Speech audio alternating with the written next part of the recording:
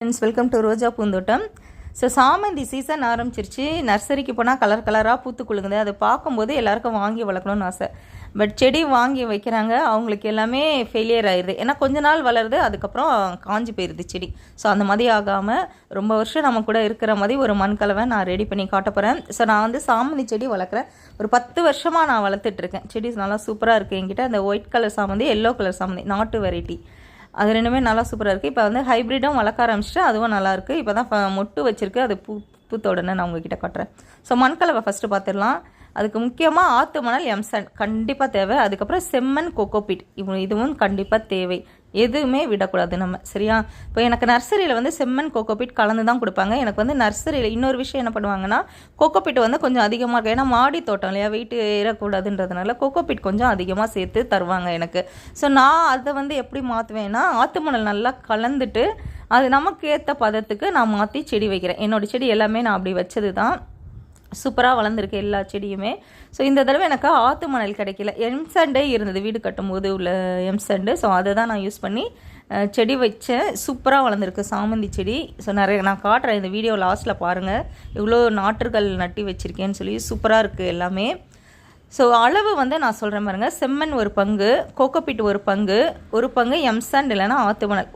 உங்கள் மண் கலவையில் ஒரு பங்கு செம்மண், ஒரு பங்கு கொக்கோபீட், 1.5 பங்கு ஆற்று மணல் இல்லைனா எம்சாண்ட் சேர்த்துக்கலாம். ஒன்றும் பிரச்சனை இல்லை. எக்ஸ்ட்ரா 1/2 பங்கு சேர்த்துக்கலாம், பிரச்சனை இல்லை. இப்போ நான் பாருங்கள், அந்த செம்மண்ணும் கொக்கோபீட்டும் ஒரு பங்கு ஒரு கப்பு வச்சுட்டேன். அதே மாதிரி எம்சாண்டு நான் ஒரு பங்கு எடுத்திருக்கேன் நான். ஸோ நம்ம வந்து மிக்ஸ் பண்ணால் தான் தெரியும் நமக்கு எந்த பதம் அதிகமாக இருக்குது அப்படின்னு சொல்லிட்டு. நமக்கு வந்து அப்படியே பார்க்கும்போதெல்லாம் தெரியாது. ஏன்னா மண் வந்து அவங்க ஃபஸ்ட்டே அளந்து கொடுத்ததுனால நமக்கு தெரியல எவ்வளோ கொக்கோபீட் எவ்வளோ செம்மண் தெரியல. அதனால் நான் வந்து எப்போவுமே இந்த மாதிரி தான் ஒரு பாண்டில் கொட்டிக்கிட்டு, ஸோ நான் வந்து கையை வச்சு பார்ப்பேன், அந்த மண்ணை பிசைஞ்சு பார்ப்பேன். ஸோ அந்த ஒரு பதம் மாதிரி தெரியும். அது கொக்கோபீட் அதிகமாக இல்லாமல் கரெக்டான மண் கலவை தெரியும் நமக்கு. இந்த மாதிரி நல்லா கிளறி விட்டால் தான் தெரியும். பிசு பிசுன்னெலாம் இருக்கக்கூடாது. நல்லா கரெக்டான ஒரு பதத்தில் இருக்கணும். அப்போ தான் செடி நல்லா வளரும். ஆற்று மணல் இல்லைன்னா எம்சாண்டு அதிகமாகவே இருந்தாலும் பிரச்சனை இல்லை, நல்லா வளரும். குறைவாக தான் இருக்கக்கூடாது. அதை நீங்கள் பார்த்துக்கோங்க.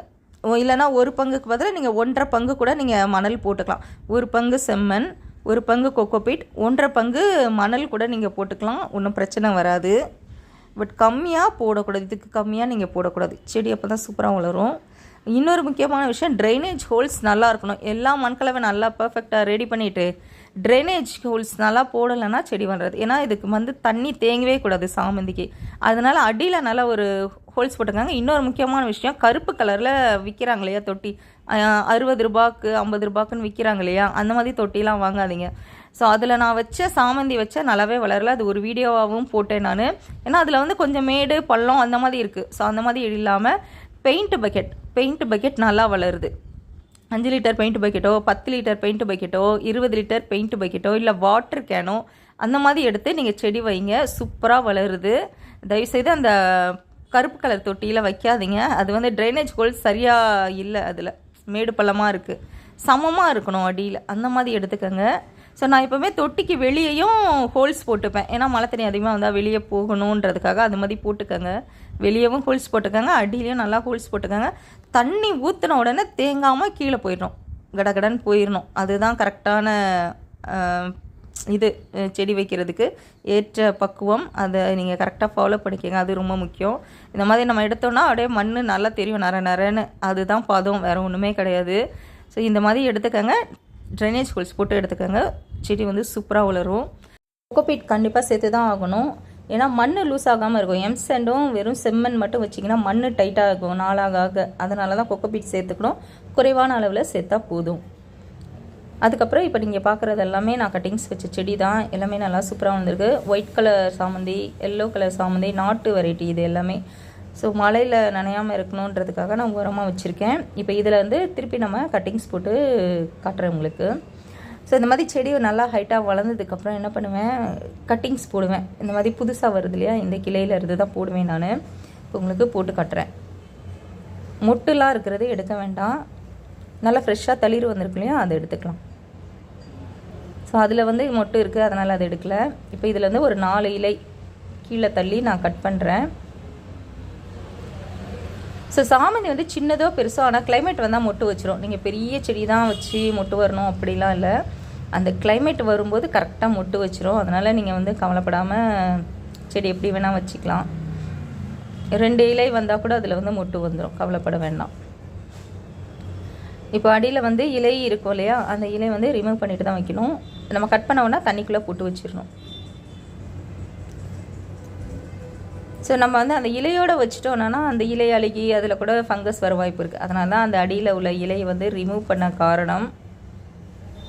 மேலே உள்ள அந்த 2 இலை மட்டும் நமக்கு போதும். இதை அப்படியே வேர் பிடிச்சி வளர்ந்துடும். ஸோ மண்ணை வந்து நம்ம தொட்டிக்குள்ளே போடுற வரைக்கும் இதை வந்து கட் பண்ண கட்டிங்ஸை வந்து தண்ணிக்குள்ளே போட்டு வச்சுக்கலாம். இப்போ வந்து நான் கவர் எடுத்திருக்கேன். தொட்டி இப்போ என்கிட்ட இல்லை, அதனால் கவர் எடுத்திருக்கேன். கவரில் வந்து நல்ல ட்ரைனேஜ் ஹோல்ஸ்லாம் போட்டு எடுத்திருக்கேன். இங்கே பாருங்கள், அடியிலேயே ஒரு 3 ஓட்டை போட்டிருக்கேன், மேலேயும் ஓட்டை போட்டிருக்கேன். ஏன்னா தண்ணி அதிகமாக மழை பெஞ்சதுன்னா மேலேயும் தண்ணி வெளியே ஏறிடும்ன்றதுக்காக கீழேயும் நல்லா ஓட்டை போட்டிருக்கேன். நல்லா பெருசு பெருசாகவே போட்டிருக்கேன்.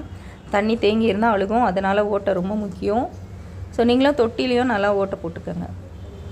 ஸோ நம்ம மண்கலவை பர்ஃபெக்டாக எடுத்துகிட்டு ட்ரைனேஜ் ஹோல் சரியாக இல்லைன்னா தண்ணி தேங்கி இருந்தால் செடி அழுகிரும். அதனால் அது ரொம்ப முக்கியம். தண்ணி ஊற்றி பாருங்கள், தண்ணி வந்து நல்லா வெளியேறிடணும். நல்லா அப்சர்வ் பண்ணி கீழே இறங்கிடணும், கீழே வரணும் ஓட்டையில். அதுக்கப்புறம் மேலேயும் அந்த சைடு வழியாக எக்ஸ்ட்ராவாக இருக்கிறதெல்லாம் போயிடும். இப்போது நம்ம வந்து செடி வைக்க போகிறோம். அப்படியே செடியோடு குத்தி வைக்காமல் விரல் வச்சு ஃபஸ்ட்டு ஓட்டை போட்டுக்கிட்டு அதுக்கப்புறம் தான் நம்ம வைக்கணும். மண்ணில் வந்து தண்ணி தேங்கி நின்றுச்சுன்னா ஓட்டை வந்து பத்தலைன்னு அர்த்தம். அந்த மண்ணை அப்படியே ஃபுல்லாகவே எடுத்துகிட்டு திருப்பி ட்ரைனேஜ் ஹோல்ஸ் நல்லா போட்டுட்டு அதுக்கப்புறம் திருப்பி மண்ணை போட்டு வைங்க. அதுக்கப்புறமா செடி வைங்க. ஏன்னா அவசரப்பட்டு நீங்கள் அப்படியே வச்சிடாதீங்க, தண்ணி தேங்கி இருந்தால் அழுகிரும். அது எப்போவுமே ஞாபகம் வச்சுக்கணும். ஸோ இப்போ வந்து 2 செடியும் நான் வச்சுட்டு வந்து இதை வந்து ஒரு நிழலான இடத்துல வைக்கணும். டைரெக்டாக சன்லைட்டில் வைக்காமல் ஒரு 10 நாளைக்கு வேர் பிடிக்கிற வரைக்கும். அதுக்கப்புறம் நம்ம வெயிலில் வச்சா பிரச்சனை கிடையாது. ஸோ நீங்கள் புது செடி வாங்கினா கூட இதே மெத்தடில் நீங்கள் ரீபார்ட் பண்ணுங்கள். புதுசாக செடி வாங்கியிருப்பீங்க இல்லையா, அதை கூட. ஸோ அதுவும் ஒரு வீடியோவாக நான் போட்டிருந்தேன். மண்கலவை தான் நமக்கு ரொம்ப முக்கியம், ட்ரைனேஜ் ஹோல்ஸ் ரொம்ப முக்கியம், அது மட்டும்தான் முக்கியம். மற்றபடி வளர்க்குறது ரொம்ப ஈஸி தான். ஸோ மண்கலவை மட்டும் கண்டுபிடிச்சிட்டிங்க அப்படின்னா ரொம்ப சுலபமாக சாமந்தி வளர்க்கலாம். ஸோ இது வந்து நீங்கள் புதுசாக செடி வாங்கினா கூட இதே மாதிரி நீங்கள் கட்டிங்ஸ் போட்டு வைங்க. சப்போஸ் பெரிய செடி செத்து போனாலும் அந்த சின்ன செடி மூலமாக உங்களுக்கு செடி வந்து பிழைச்சி அது கை கொடுக்கும். ஸோ நான் எப்போவுமே சொல்கிறது அதுதான். பெரிய செடி வாங்கினீங்கன்னா முதல்ல இந்த மாதிரி சின்னதாக 2 கிளை வந்து கட் பண்ணி எடுத்துக்கோங்க. ஸோ இப்போ தான் நீங்கள் பார்க்குறீங்க இதெல்லாம் எவ்வளோ கட்டிங்ஸ் போட்டு வச்சுருக்கேன், எல்லாமே நல்லா சூப்பராக வந்திருக்கு. நீங்கள் பார்க்குறது எல்லா சாமந்தியுமே கலந்துருக்கு, ஹைப்ரிடும் இருக்குது, நாட்டு வெரைட்டியும் இருக்குது. ஸோ 2த்துக்குமே ஏற்ற மண்கலவை இது தான். ஸோ இதில் வந்து எந்த ஃபால்ட்டுமே கிடையாது. மண்கலவையில் நீங்கள் நல்லா போட்டு செடி வைங்க, சூப்பராக வளரும். எனக்கு எல்லா செடியுமே மொட்டும் வைக்க ஆரம்பிச்சிருச்சு. இன்னும் 1 மாதத்தில் பூத்துரும். ஸோ கலராக என்னென்ன கலர் பூக்குது அப்படின்றத நம்ம பார்க்கலாம். ஓகே ஃப்ரெண்ட்ஸ், இந்த வீடியோ உங்கள் அனைவருக்கும் பயனுள்ளதாக இருக்கும். கண்டிப்பாக பிடிச்சிருக்கோம். லைக் பண்ணுங்கள், ஷேர் பண்ணுங்கள், மறக்காமல் ரோஜா பூந்தோட்டம் சேனல் சப்ஸ்கிரைப் பண்ணுங்கள். Thank you friends.